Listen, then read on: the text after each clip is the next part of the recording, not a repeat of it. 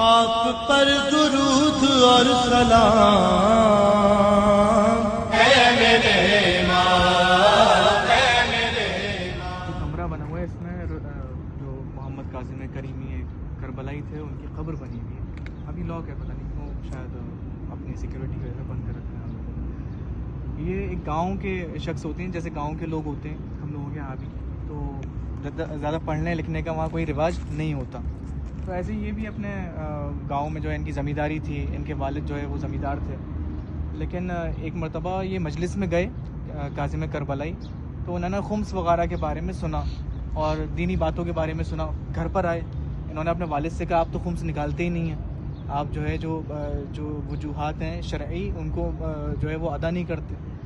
تو ایسے تو میں آپ کے ساتھ رہ نہیں پاؤں گا گھر کے اندر، کیونکہ جو خمس اگر نہ نکالے اپنے مال میں سے تو اس کا مال حرام میں مکس ہو جاتا ہے، اور میں نہیں چاہتا میرے پیٹ میں جو ہے وہ حرام جائے. جیسے کہ مولا حسین فرماتے ہیں کربلا میں کہ تم میری باتوں کا تمہیں اس لیے اثر نہیں ہو پا رہا کیونکہ تمہارے پیٹ جو ہیں شکم وہ حرام غذاؤں سے بھرے ہوئے ہیں. تو یہ کہتے ہیں میں اب قم چلے جا رہا ہوں یہاں سے، میری رہنے کے لیے کوئی جگہ نہیں ہے کیونکہ میں حرام رزق نہیں کھا سکتا اپنے گھر میں رہ کر. تو اب یہ جو ہے قم آ جاتے ہیں. کچھ ٹائم کے بعد ان کے والد کو یہ احساس ہوتا ہے میرا بیٹا جو بات کہہ رہا تھا وہ تو صحیح بات کہہ رہا تھا، شرعی بات کہہ رہا تھا کہ بھائی خمس نکالنا چاہیے اور صدقات دینے چاہیے. تو پھر خیر یہ اپنے بیٹے سے کانٹیکٹ کرتے ہیں، کہتے ہیں بیٹا تم صحیح تھے، میں غلط تھا، آج سے ہم جو ہے وہ خمس وغیرہ نکالنا شروع کریں گے، وہ دیندار ہو جائیں گے اس طرح سے. تو خیر انہوں نے جو ہے پڑھے لکھے تو کچھ تھے نہیں، پھر یہ اپنے والد کے پاس واپس آ گئے، اپنی زمینداری میں جو کھیتی باڑی کے کام ہوتے ہیں، سینچائی وغیرہ ہوتی ہے، کرنا شروع کر دی. تو ایک دن ایسا ہوتا ہے کچھ عربوں کو دیکھتے ہیں کہ کچھ عربی لباس پہنے ہوئے کچھ افراد ان کے پاس آئے اور ان سے کہتے ہیں کہ وہ جو فلاں امام زادے ہیں ان کی مرقد کہاں پر ہے، ان کا جو مزار ہے وہ کہاں پر ہے. تو انہوں نے بتایا کہ مثال کے طور پر اتنی دوری پر جو ہے وہ مزار ہے، آپ رائٹ ہینڈ پر یا لیفٹ پر موڑیں گے تو وہاں پر مزار ہے.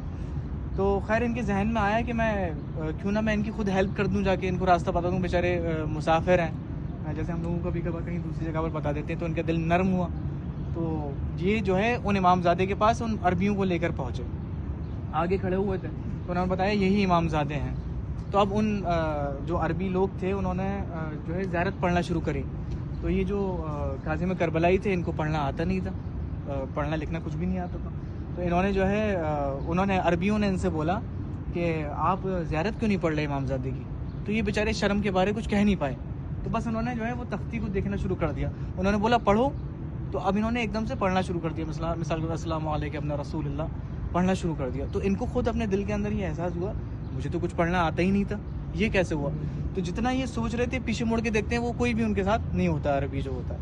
اب یہ گھر پر پہنچتے ہیں، رات میں سوتے ہیں، صبح اٹھتے ہیں تو حافظ قرآن اٹھتے ہیں، یہ حافظ قرآن اٹھتے ہیں. پھر مثال کے طور پر جب لوگوں کو پتہ مشہور ہو جاتے ہیں کہ ان کو تو بالکل انگوٹھا ٹیکتے کچھ آتا نہیں تھا، تو یہ حافظ قرآن کیسے ہو گئے. تو پھر یہاں پر آیت اللہ بروجردی اس زمانے میں تھے، جیسے مسجد اعظم ہم نے جو حرم میں دیکھی جو شروع میں پڑتی ہے وہ آیت اللہ بروجردی کی بنوائی ہوئی ہے. تو وہ آغائے بروجردی تھے، بڑے بڑے مجتہدین تھے اس زمانے میں، ان کا امتحان لیا گیا اور پھر یہ تائید ہوئی کہ ان کے اوپر جو ہیں وہ عنایات ہیں امام زمانہ کی. تو یہ معجزاتی شخصیت تھے، باکرامت تھے. پھر لوگ ان کے جو ہے وہ ان سے مشورے کرنے لگے اور اپنے نفس کی اصلاح کے لیے آنے لگے کہ بھئی ہمیں جو ہے کس طرح سے اپنے نفس کی اصلاح کرنی چاہیے اور کس طرح سے امام زمانہ کے نزدیک ہونا چاہیے. یہ ان کا واقعہ تھا. تو قبر کی آپ لوگ زیارت پڑھ لیں، ایک سورہ فاتحہ ہے ان کے ساتھ. رسول ترک اپنے محلے کے اندر، اپنے شہر کے اندر معروف تھے کہ یہ بہت بڑے کرمنل ٹائپ انسان ہیں، شراب خوار ہیں، یعنی جتنی برائیاں تھیں وہ ان کے اندر پائی جاتی تھیں.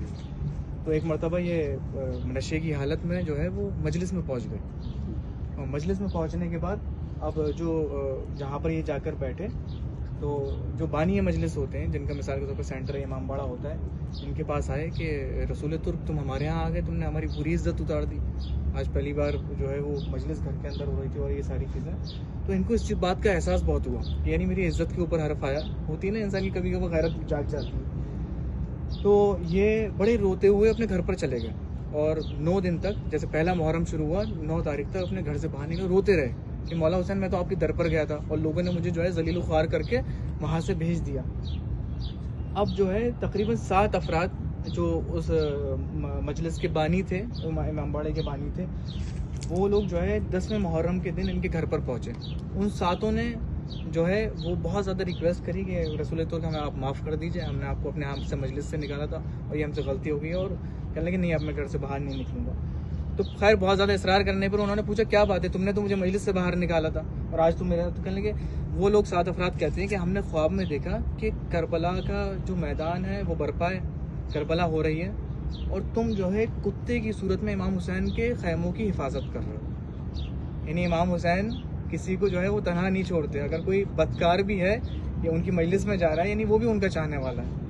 تو ہم نے اس طرح سے خواب دیکھا ہے. تو پھر اس کے بعد جو ہے ایسے مومن ہوتے ہیں یہ رسول ترک کہ کبھی بھی اپنی زندگی میں کوئی بھی پھر اس کے بعد گناہ نہیں کرتے, سب سے توبہ کرتے ہیں, جن لوگوں کے حق مارے ہوتے ہیں ان کو واپس کرتے ہیں, تو اس کے بعد یہ مومن ہو جاتے ہیں, اور باقاعدہ یہ مشہور ہو جاتے ہیں رسول ترک کے نام سے کہ جہاں پر گریا کی آواز بلند ہو رہی ہے یعنی وہاں پر مجلس ہو رہی ہے. جیسے مصائب شروع ہوتے تھے بہت زیادہ تیز آواز سے روتے تھے, گریا وزاری کرتے تھے. ایک سورہ فتح ان کی اور تمام